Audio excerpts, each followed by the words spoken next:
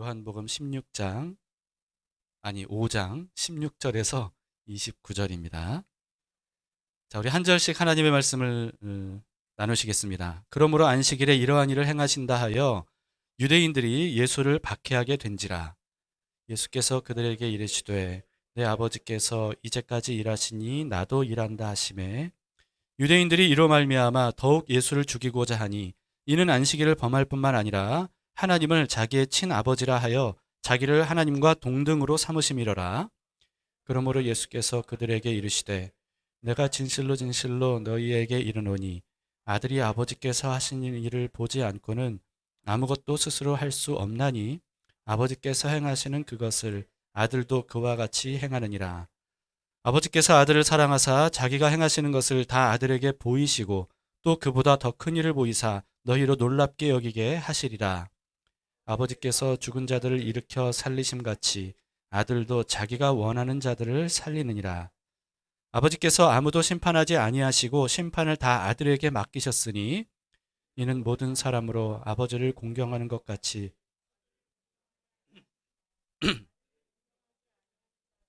그를 보내신 아버지도 공경하지 아니하느니라. 내가 진실로 진실로 너희에게 이르노니 내 말을 듣고 또 나 보내신 이를 믿는 자는 영생을 얻었고 심판에 이르지 아니하나니 사망에서 생명으로 옮겼느니라. 진실로 진실로 너희에게 이르노니 죽은 자들이 하나님의 아들의 음성을 들을 때가 오나니 곧 이때라. 듣는 자는 살아나리라. 아버지께서 자기 속에 생명이 있음 같이 아들에게도 생명을 주어 그 속에 있게 하셨고 또 인자됨으로 말미암아 심판하는 권한을 주셨느니라. 이를 놀랍게 여기지 말라. 무덤 속에 있는 자가 다 그의 음성을 들을 때가 오나니 선한 일을 행한 자는 생명의 부활로 악한 일을 행한 자는 심판의 부활로 나오리라. 아멘. 네, 앉으시겠습니다.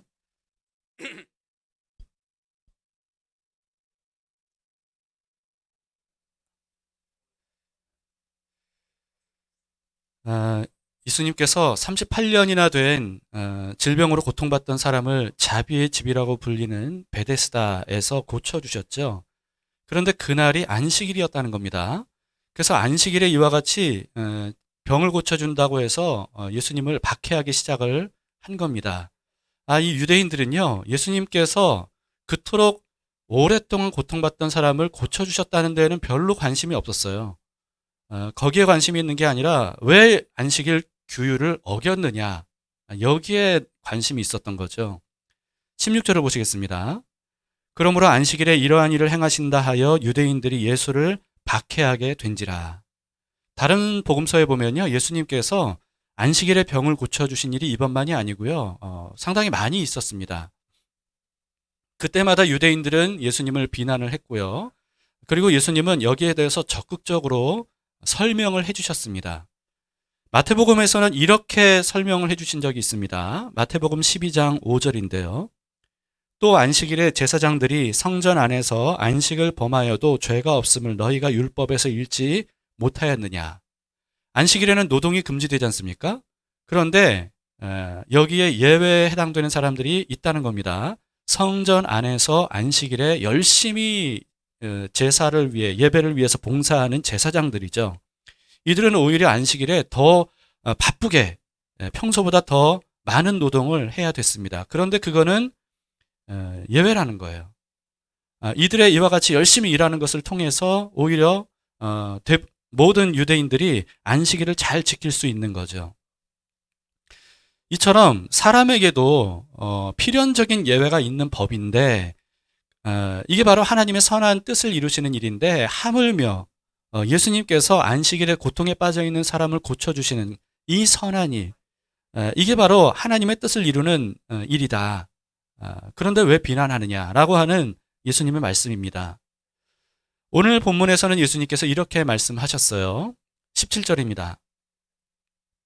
예수께서 그들에게 이르시되 내 아버지께서 이제까지 일하시니 나도 일한다 하시매. 자, 예수님의 이 말씀을 통해서 우리는 세 가지를 알 수 있는데요. 첫 번째는 뭐냐 하면 하나님은 예수님의 아버지이시고요. 그리고 예수님은 하나님의 아들이시다 라고 하는 사실을 말씀하고 있는 거죠.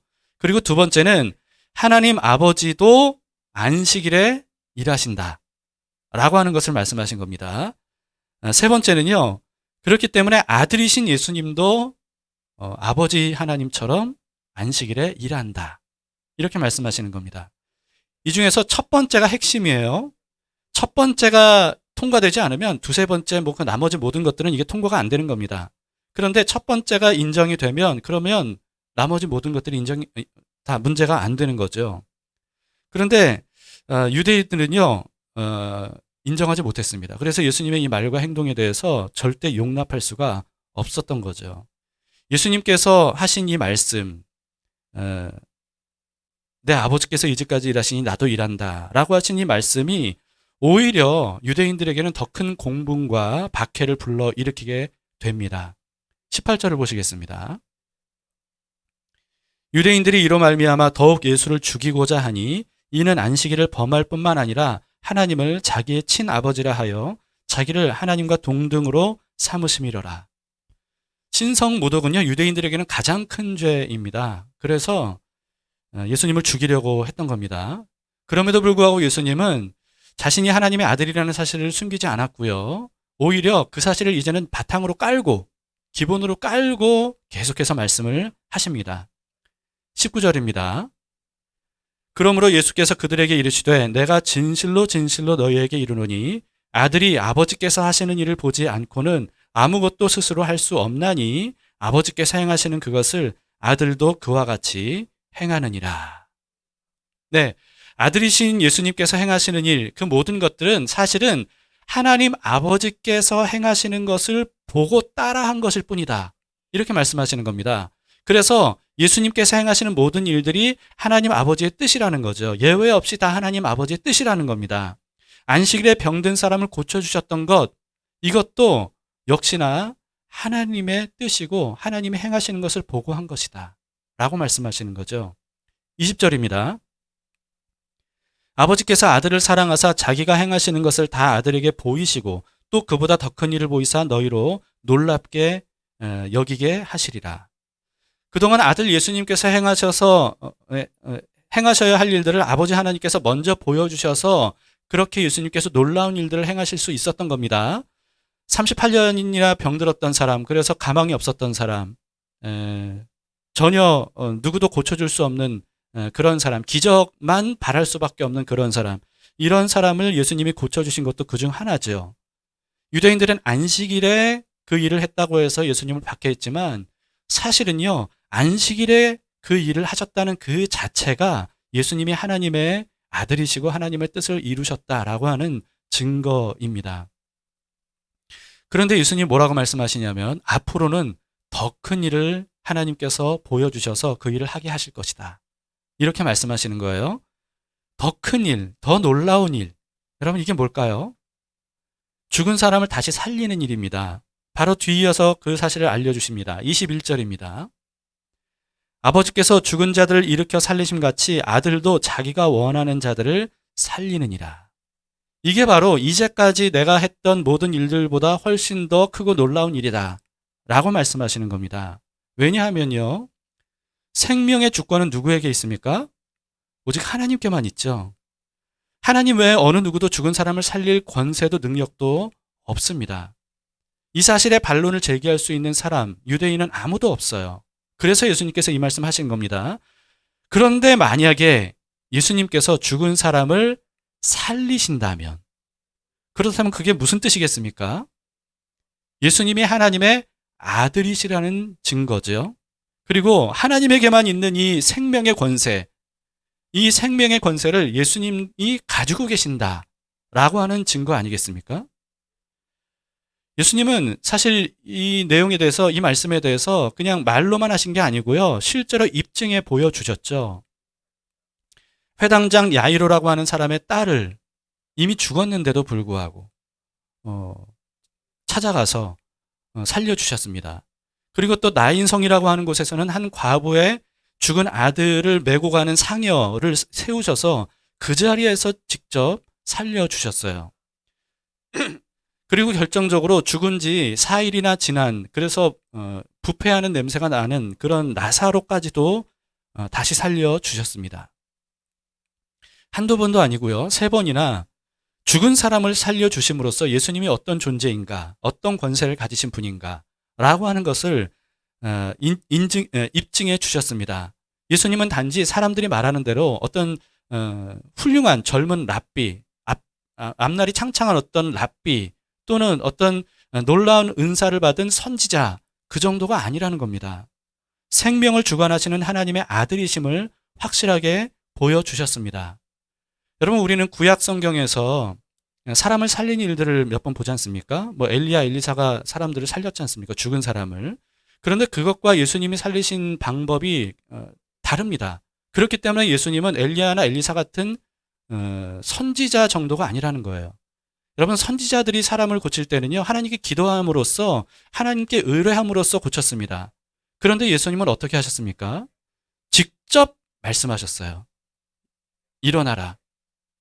무덤에서 나오라. 직접 주님께서 말씀해 주셨다는 겁니다. 이것이 바로 예수님께서 선지자가 아니라 하나님의 아들이시다. 직접 죽은 자를 살리실 수 있는 권세와 능력이 있는 분이다. 라고 하는 것을 입증해 주신 겁니다. 여러분, 이쯤 되면요, 예수님이 하나님의 아들이심을 인정할 만도 한데요. 근데 유대인들은 그렇지 않았습니다. 예수님을 믿지 않았을 뿐만 아니고 오히려 그럴수록 더 예수님을 죽이고 싶어 했고 죽이려고 모의를 했습니다. 그리고요, 나아가서 예수님이 살려주신 나사로까지도 다시 죽이려고 이들이 모의를 합니다. 요한복음 12장에 나오는 말씀인데요. 10절 11절입니다. 대제사장들이 나사로까지 죽이려고 모의하니 나사로 때문에 많은 유대인이 가서 예수를 믿음이러라. 참 얼마나 이 사람이 완고하고 완악한지 모릅니다. 우리는 가장 완고하고 완악한 사람이 이집트의 파라오가 아닐까. 출애굽 시대에 10가지 재앙을 그토록 반복적으로 경험했음에도 불구하고 끝까지 홍해까지 이 군대를 보냈던 이 파라오, 정말 완악한 사람이다 생각하는데 사실은 유대인들이 그에 못지않은 모습을 가지고 있습니다. 이게 바로 인간의 모습인 것 같아요. 예수님은 죽은 사람을 살리는 권세만이 아니고요, 사람을 심판하는 권세도 하나님께 받았다라고 하는 이 놀라운 말씀도 하십니다. 유대인들 입장에서 이 말씀은 정말 놀라운 말씀입니다. 22절, 23절입니다. 아버지께서 아무도 심판하지 아니하시고 심판을 다 아들에게 맡기셨으니 이는 모든 사람으로 아버지를 공경하는 것 같이 아들을 공경하게 하려 하심이라. 아들을 공경하지 아니하는 자는 그를 보내신 아버지도 공경하지 아니하느니라. 그래서 성경은요, 예수님께서 다시 오실 때 예수님이 어떻게 하신다고 말씀하십니까? 물론 구원받은 모든 사람들을 다 하나님 나라로 이끌어 들이시죠. 그런데 먼저 온 세상을 심판하실 것이다. 이렇게 알려주십니다. 여호와의 날, 그날은 바로 심판의 날이고 그게 바로 예수님의 재림 때 이루어집니다. 그때는 만인이, 모든 사람들이 재림하시는 예수님, 영광 중에 임하시는 예수님을 두려워하면서 경배하게 될 것이다. 이렇게 말씀하고 있습니다. 이처럼 하나님 아버지께 심판하는 권세도 위임 받으신 예수님은요, 그러나 예수님이 원하시는 건 심판이 아니라 구원입니다. 그렇기 때문에 심판의 권세를 받으셨지만 그럼에도 불구하고 끝까지 사람들에게 알려주시는 건 뭐냐 하면 구원받을 수 있는 길이에요. 구원받을 수 있는 길. 24절에서도 말씀하십니다. 내가 진실로 너희에게 이르노니 내 말을 듣고 또 나 보내신 이를 믿는 자는 영생을 얻었고 심판에 이르지 아니하나니 사망에서 생명으로 옮겼느니라. 심판의 권세를 받으셨는데 그러나 심판받지 않을 방법이 있다. 그게 바로 내 말을 듣고 또 나 보내신 이 누굽니까? 하나님 아버지. 하나님 아버지를 믿는 사람, 그런 사람은 심판에 이르지 않는다. 영생을 얻고 사망에서 생명으로 옮겨졌다. 이렇게 말씀하십니다. 예수님은요, 그런 사람을 어떻게 하신다고요? 사망에서 생명으로 옮겨 주신다는 거죠. 그냥 두면 영생을 얻을 사람을 예수님과 하나님을 믿지 않는다고 분노하시면서 사망에서 생명에서 사망으로 옮기시는 게 아닌 거예요. 그게 아닌 겁니다. 모든 사람들은 이미 죄 때문에 영원히 죽을 심판을 당할 수밖에 없는데, 그런데 아들 예수님을 하나님께서 보내주심으로써 그 예수님을 통해서 사망에서 생명으로 누구나 옮겨질 수 있다라고 말씀하시는 겁니다. 그런데 사망에서 생명으로 옮겨주신다라고 하는 이 말씀은요, 야이로의 딸이나 나인성 과부의 아들이나 나사로처럼 죽었는데 또다시 죽을 몸으로 소생하는 게 아닙니다. 이때 사망에서 생명으로 옮겼다라고 하는 것은 영원히 죽지 않을 몸을 의미하는 거예요. 완전히 새로운 몸으로 다시 살려주신다라고 하는 뜻이죠. 여러분, 야이로의 딸, 나인성 과부의 아들, 그리고 나사로, 이들은 다시 살아났지만 그러나 또다시 죽을 수밖에 없는 그런 몸으로 다시 살아난 거 아니겠습니까? 이게 부활이 아닙니다.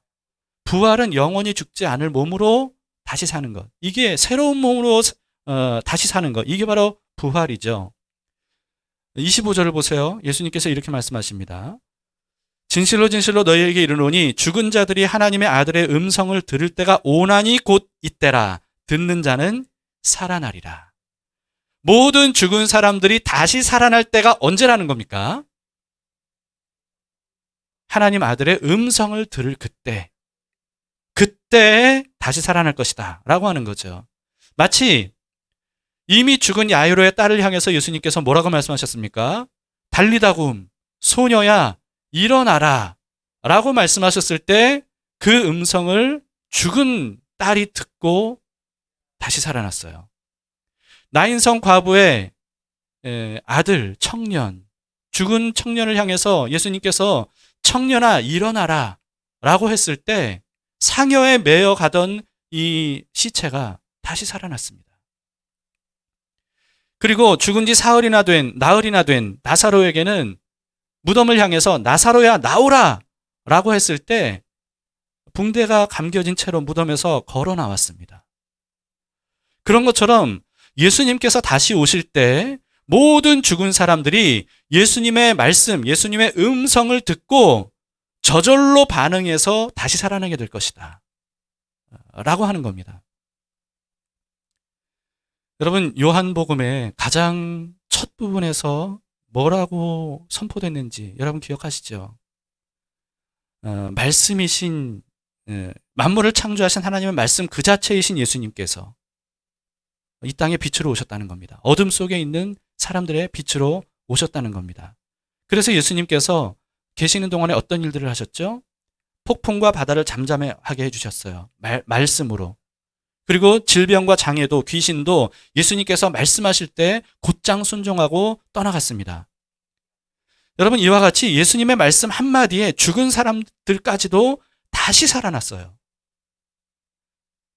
왜냐하면 하나님의 이 권세와 능력이 예수님에게 있기 때문입니다. 그 권세와 능력, 모든 만물의 권세를 받으신 예수님께서 다시 오셔서 모든 죽은 사람들을 향해 일어나라 라고 외칠 때 모든 사람들은 다시 살아나게 될 것이다 라고 말씀하시는 겁니다. 26, 27절을 보세요. 아버지께서 자기 속에 생명이 있음 같이 아들에게도 생명을 주어 그 속에 있게 하셨고 또 인자됨으로 말미암아 심판하는 권한을 주셨느니라. 하나님 아버지와 아들 예수님 안에 있는 생명, 여기 이제 그 안에 생명이 있다고 말씀하고 있지 않습니까? 여러분, 그 생명은요, 우리에게 있는 생명과는 다릅니다. 우리 안에 있는 생명과는 달라요. 여기서 말씀하고 있는 생명은 뭐냐 하면 흙으로 지어진 사람에게 불어넣으신 생명. 그래서 무생물인 존재를 생물이 되게 하신 그 생명. 그리고 이미 죽은 사람, 이 죽은 사람을 다시 살리는 생명. 그리고 셀 수도 없이 많은 하늘과 땅과 바다의 모든 생명체들을 살게 하는 무한한 에너지로서의 생명. 그 생명을 말씀하는 겁니다. 그 무한한 에너지로서의 생명이 하나님 아버지와 아들 예수님 안에 있다라고 하는 것이죠. 그 생명의 권세, 그 무한한 에너지를 가지신 주님께서 다시 오셔서 말씀하시면, 그러면 모든 죽었던 사람들이 살아나게 된다는 겁니다. 예수님을 믿는 사람은 그 생명을 통해서 영생을 얻게 됩니다. 영원히 죽지 않을 생명. 참 그 사람을 생각하면 좀 신기한 것 같아요. 여러분은 그런 생각 안 해보셨는지 모르겠는데 아마 그런 생각 해보신 분이 계실 것 같아요. 어떻게 이렇게 저 몇십 년간, 100년 가까이 그렇게 사람이 살지 하는 거예요. 물론 음식을 먹어야 살고 물도 마셔야 살긴 하지만 어쨌든 그게 에너지가 돼서, 그래서 자가 생명으로 살아가게 되는 거잖아요. 이 자가 생명이 물론 하나님의 손 안에 있는 거지만 어쨌든 이게 자가 생명으로 살아가는 거잖아요. 어딘가 이게 연결되는 게 아니거든요. 근데 이렇게 계속 살아간다는 거, 이게 참 너무나도 신기하죠. 그런데 하나님께서 우리에게 주시는 생명은 그 정도가 끝이 아니라는 겁니다. 영원히 죽지 않을 몸으로 살게 하신다. 영생을 주신다. 라고 하는 겁니다. 여러분, 그런데 예수님을 거부하는 사람은요, 이와 같은 생명을 주시는 분을 거부하는 사람은 생명을 얻지 못하기 때문에 영원한 죽음을 맞이할 수밖에 없다. 이런 사람은 심판을 면할 수가 없다. 이렇게도 말씀하십니다. 이런 말씀을 듣고 있었던 유대인들은 사실 너무나도 상상을 초월하는 말씀들을 하시기 때문에 이 좀 어안이 벙벙했을 겁니다. 놀랐을 거예요. 누가 안 그러겠습니까? 우리야 뭐 이 성경을 통해서 여러 번 이런 말씀들을 들었으니까 이게 당연하다 생각할지 몰라도요, 우리도 아마 이런 얘기를 어떤 사람이 서서 여러분들에게 그렇게 말씀한다면 누가 거기에 대해서 잘 받아들일 수 있었겠어요. 근데 이와 같이 놀라는 유대인들에게 예수님께서 이렇게 쐐기를 박으셨습니다. 28, 29절입니다. 이를 놀랍게 여기지 말라. 무덤 속에 있는 자가 다 그의 음성을 들을 때가 오나니 선한 일을 행한 자는 생명의 부활로, 악한 일을 행한 자는 심판의 부활로 나오리라. 자, 여러분, 우리가 예수님의 이 말씀을 통해서 알 수 있는 한 가지가 있죠. 부활은 구원받은 사람만 부활하는 게 아니라는 겁니다. 심판받을 사람도 부활한다는 거죠. 모든 사람이 다 부활하는 거예요. 부활한다는 것은 죽지 않을 몸으로 부활하는 거죠. 그런데 죽지 않을 그 몸으로 하나님 나라에 들어가느냐, 아니면 하나님 나라에서 완전히 격리되느냐 라고 하는 것이 심판으로 갈린다는 겁니다. 모든 사람은 부활해서 예수님의 이 판결을 받게 되는 거예요. 사망에서 생명으로 옮겨진 사람에게는 무죄 선고가 내려질 거고요. 그리고 하나님 구원의 은혜를 스스로 저버린 사람에게는 유죄라고 하는 선고가 내려지게 될 겁니다. 이와 같은 모든 예수님의 말씀을 우리가 믿음으로 받아들일 수 있기를 바랍니다. 예수님께서 행하신 모든 일들, 그것이 바로 예수님에게 이와 같은 생명의 권세와 능력이 있으시고 그리고 심판의 권세도 있는 그리스도이심을 입증합니다. 그 결정적인 그 증거가 요나의 표적이죠. 예수님께서 말씀하신 대로 요나의 표적, 바로 예수 그리스도 자신의 부활이에요. 부활의 첫 열매로 살아나는 것, 다시 죽지 않을 몸으로 살아나는 것, 그게 바로 예수님께서 하나님의 아들이시고 그리스도이심을 입증하는 요나의 표적입니다. 그걸 보고 믿지 않는다면, 그걸 보고도 믿지 않는다면 더 이상 보여줄 표적이 없다고 예수님께서 말씀하셨습니다. 오늘 말씀을 묵상하려면 외면해서는 안 되는 사실 하나가 있습니다.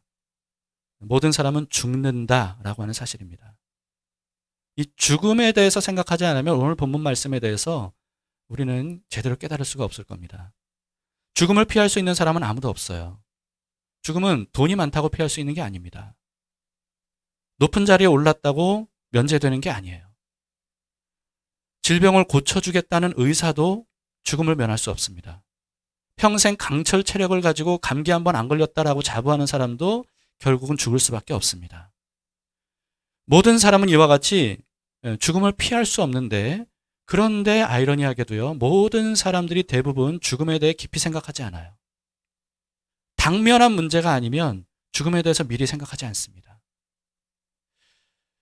유튜브에서요, 유퀴즈라고 하는 프로그램 짧은 영상을 봤습니다.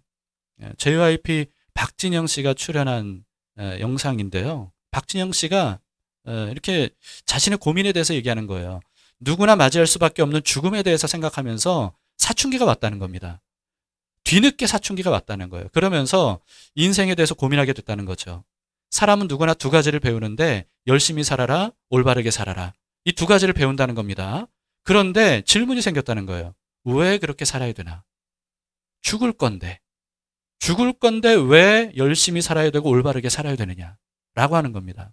그러면서 MC인 유재석 씨에게 묻는 거예요. 누구보다 열심히 살고 누구보다 올바르게 사는 유재석 씨는 죽음에 대해서 어떻게 생각하느냐? 이렇게 물어봤어요. 그랬더니 유재석 씨가 대답을 하는데요. 죽음에 대해서 일부러 회피한답니다. 그냥 하루하루 열심히 최선을 다해 살아갈 뿐이래요. 왜냐하면 죽음에 대해서 생각해도 답이 안 나오니까. 그러니까 깝깝하대요. 죽음에 대해서 생각만 해도 깝깝하대요. 그러니까 아예 그냥 외면해 버린다는 거죠. 근데 박진영 씨가 질문한 건 이거였어요. 아무리 열심히 살고 올바르게 살아도 죽음을 맞이하게 되면 다 허사일 건데 왜 열심히 살고 또 올바르게 사느냐라고 하는 거죠. 거기에 대한 해답은 없는 겁니다. 여러분은 죽음에 대해서 어떻게 생각하십니까? 죽음에 대해서 깊이 생각하셨습니까? 그리고 하고 계십니까? 외면하고 있진 않습니까? 죽음에 대해서 외면해도요, 모두 다 죽습니다. 외면한다고 죽음을 늦출 수 있는 것도 아니에요. 죽음에 대해서 답을 얻지 못하면 준비되지 않은 죽음을 맞이하게 되더라고요. 준비되지 않은 죽음. 그러면 받아들이질 못하는 거예요, 죽음에 대해서. 모든 사람들이 죽는다는 것은 누구도 부인하지 못해요. 그런데도 내가 죽음을 맞이하게 될 때, 또는 내가 사랑하는 사람이 죽음을 맞이하게 될 때, 이걸 받아들이지 못하는 거예요. 그래서 미처 마치 죽을 줄 몰랐다는 듯이 반응하더라고요. 그 반응이, 가장 흔한 반응이 억울함, 원망입니다. 왜 이렇게 죽어야 되는 거냐? 라고 하는 겁니다. 사고로 죽는 사람은 왜 사고로 죽어야 되는 겁니까? 이렇게 억울하게 여겨요. 암으로 죽는 사람, 질병으로 죽는 사람은 왜 이런 질병을 내가 걸려서 이렇게 죽어야 됩니까? 이렇게 갑자기 죽는 경우에, 누군가 가족이 갑자기 죽는 경우에 왜 갑자기 죽어야 되는지, 오랫동안 질병을 앓다가 죽는 경우에는 왜 이토록 오랫동안 병을 앓다가 죽어야 되는지, 왜 아직 젊은데 죽어야 되는지, 왜 자식들을 남겨두고 죽어야 되는지, 왜 결혼도 해보지 못한 채 죽어야 되는지. 여러분, 이런 모든 질문들이 사람들에게 있습니다. 언제 죽어도, 어떻게 죽어도 사실은 억울할 수밖에 없는 게 죽음입니다.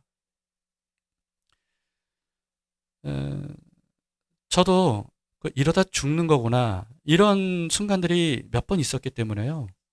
저는 죽음에 대해서 꽤 많이 자주 생각합니다. 요즘도 늘 지금까지도 저는 죽음에 대해서 꽤 자주 생각하는 편이에요. 그래서 이런 억울함, 원망, 이런 것들에 대해서도 참 많이 생각을 해봤습니다. 근데 그러면서 저에게 질문이 생겼어요. 그러면 사람은 언제 어떻게 죽으면 억울하지 않을까 하는 겁니다. 언제 어떻게 죽어야 억울하지 않을까? 여러분 어떻게 생각하십니까? 언제 어떻게 죽어도 사람은요, 죽음이 준비되지 않으면 당황할 수밖에 없고, 그리고 거기에 대해서 억울하고 원망하는 마음을 가질 수밖에 없는 것 같더라고요. 죽음의 문제에 대한 답을 얻지 못하면 언제 어떻게 죽어도 죽음은 절망일 수밖에 없습니다. 아무리 편안하게 부유한 사람이 온갖 좋은 환경 속에서 죽는다 할지라도 마찬가지입니다. 죽음은 근본적인 절망입니다. 죽음을 생각하면 이와 같은 벽에 부딪힐 수밖에 없는 모든 사람들에게 예수님께서 오늘 말씀을 우리에게 주십니다. 답을 알려주시는 거예요. 예수님께서 이 땅에 답이 없는 우리들에게 찾아오셨다는 겁니다. 다시 살려줄 권세를 가지고 오셨다는 거예요. 그러므로 사망에서 생명으로 옮겨질 예수님을 믿으라는 거죠. 그것만이 죽음의 문제를 해결할 수 있는 유일한 길이라는 겁니다. 그러면 죽어도 영원히 다시 죽지 않을 몸으로 부활해서 하나님 나라에서 영생을 누리게 될 것이다. 예수님께서 알려주십니다. 그래서 예수님이 복음이에요. 죽음을 해결해 주지 못하는 소식은 아무리 듣기 좋은 소식이라 할지라도 복음이라고 할 수 없습니다. 부자가 될 수 있는 방법, 그 소식을 알려주면 그게 복음인가요? 성공할 수 있는 방법, 복음인가요? 명예와 권력을 얻을 수 있는 방법, 그게 복음입니까? 아무리 듣기 좋은 소식이라도 그걸 복음이라고 하지 않아요. 복음은 죽음을 해결해 주는 것, 이게 바로 복음입니다. 인간의 근본적인 문제, 그것 자체를 해결해 줄 수 있는 소식, 이게 바로 복음입니다. 이 복음이 없으면 죽음은요, 모든 걸 다 허무하게 만들어버려요. 죽음이 모든 걸 다 허무하게 만든다는 사실을 알게 되면 삶에 대해서 비관할 수밖에 없죠. 예수님을 통해서 죽음에 대한 해답을 얻은 사람은 어떤 사람입니까? 그렇기 때문에 가장 복 있는 사람입니다. 언제 어떻게 죽어도 복 있는 사람이에요. 죽음의 문제가 해결됐으니까. 어제 가슴 아픈 소식을 들었습니다. 김정 사모님에 대한 소식입니다. 저희가 같이 오랫동안 기도하고 있는데, 근데 의사가 MRI를 찍고 그 결과를 알려줬대요. 근데 이제 암이 뇌까지 다 퍼졌다고 합니다. 그래서 의사가 가족에게 이제는 결정을 내려야 될 때입니다. 이런 통보를 했다고 합니다. 여러분, 너무나도 힘든 결정을 해야 되는 김정 사모님 가족을 위해서 여러분 기도해 주시기를 바랍니다. 어떤 사람들은 김정 사모님과 그 가족을 보면서 불행하다 이렇게 생각할지도 모릅니다. 그러나 그건 모르고 하는 얘기입니다. 그건 사실이 아니에요. 예수님은 이미 김정 사모님을 사망에서 생명으로 옮겨주셨습니다. 영생을 주셨어요. 물론 지금이라도 우리는 김정 사모님의 회복을 위해서 끝까지 기도하면 좋겠습니다. 하나님은 그럼에도 불구하고 원하시면 살리실 수 있는 분 아니겠습니까? 그러나 여러분 그렇지 않더라도 이미 영생을 얻은 김정 사모님, 누가 불행한 사람이라 말할 수 있겠습니까? 누구나 죽는데, 누구나 죽는 그 죽음으로부터 구원을 얻은 사망에서 생명으로 옮겨진 김정 사모님이야말로 복 있는 사람이 아니면 누가 복 있는 사람이겠습니까? 잠깐의 고통이 지나면 영원한 기쁨과 행복을 얻게 될 겁니다. 그리고 그간의 믿음으로 살아온 삶에 대해서 하나님께서 영광스러운 칭찬을 해주실 거라고 믿습니다. 저는 창조 원리에서 영적 진리가 굉장히 많다는 사실을 계속 알아가고 있는 것 같아요. 하나님이 눈으로 보이는 창조 세계를 통해서 눈에 보이지 않는 영적 진리들을 굉장히 많이 알려주시더라고요. 거듭남도 그런 것 같습니다. 부활도 그런 것 같아요. 죽음은 마치 산모의 뱃속에 있던 아기가 넓은 세상으로 출생하는 것 같다는 생각이 듭니다. 우리는 예수님을 믿으면 거듭나지요. 거듭남은 당장 이루어지는 일입니다. 이 세상에 사는 동안에 우리가 예수님을 믿으면 우리는 눈에 어떤 변화가 보이지 않는 것처럼 보여도 거듭난 거예요. 이건 뭐냐 하면 마치 뱃속의 아기가 잉태되는 것 같은 겁니다. 우리는 지금 잉태된 상태예요. 그리고 뭘 기다리는 겁니까? 출산을 기다리는 거예요. 뱃속의 아기는요, 뱃속 세계만 압니다. 배 밖에 얼마나 놀라운 세계가 있는지, 얼마나 넓은 세상이 있는지 뱃속 아기는 그걸 몰라요. 우리도 마찬가지예요. 거듭나서 잉태된 상태이지만 죽음 이후에, 다시 말해서 출생 이후에 얼마나 놀랍고 아름다운 세상이 예비되어 있는지 우리는 상상조차 할 수 없습니다. 그런데 분명한 건 뭡니까? 그렇게 잉태된 아기는 출생한다는 거예요. 그런 것처럼 거듭난 우리는요, 반드시 하나님 나라로 가게 됩니다. 하나님 나라에서 출생하는 거죠. 어떤 의미에서는 하나님 나라로 들어간다 이게 아니라 하나님 나라로 나아간다. 이게 더 맞지 않을까 싶어요. 그때부터 진짜 삶이 시작이 되는 겁니다. 그래서 여러분 저는 그렇게 생각해요. 거듭난 사람에게 죽음은 출생이다. 영원한 출생이다. 여기에 대해서 지난 12월 28일자 오늘 은혜에서 짧게나마 조금 더 자세히 말씀을 드렸습니다. 이제 오늘 말씀을 좀 마쳐야 될 것 같은데요. 여러분 그렇기 때문에 죽음에 대해서 외면해서는 안 됩니다. 구원받은 사람도 죽음에 대해서 깊이 생각하고 그렇다면 그 죽음을 어떻게 준비할 것인가 반드시 생각해야 되고요. 그리고 구원받지 않은 사람들도 죽음의 문제를 외면해서는 안 됩니다. 이 죽음으로부터 어떻게 구원을 받을 수 있는가? 거기에 대한 근본적인 답을 찾아가는 구도자가 되어야 돼요. 그 답은 오직 예수 그리스도밖에 없음을 그래야만 깨달을 수 있습니다. 누구나 맞이할 수밖에 없는 이 죽음의 문제. 그러나 누구나 외면하려고 하는 이 죽음의 문제. 여기에 대해서 우리는 직면하고 생각하고 준비해야 됩니다. 죽음에 대한 해답을 얻어야 삶에 대한 해답도 얻을 수 있습니다. 그 해답은 생명과 심판의 권세를 가지신 하나님의 독생자 예수 그리스도이시죠. 제가 요 근래 여러 번 말씀드렸듯이 예수님은 우리에게 어떤 해답을 알려주러 오신 분이 아니고요. 우리의 해답이 되어 주려고 오신 분이세요. 예수님 그분이 우리의 해답이십니다. 그래서 우리가 어떤 지식적으로 해답을 잘 몰라도 돼요. 우리 인생의 해답을 잘 몰라도 돼요.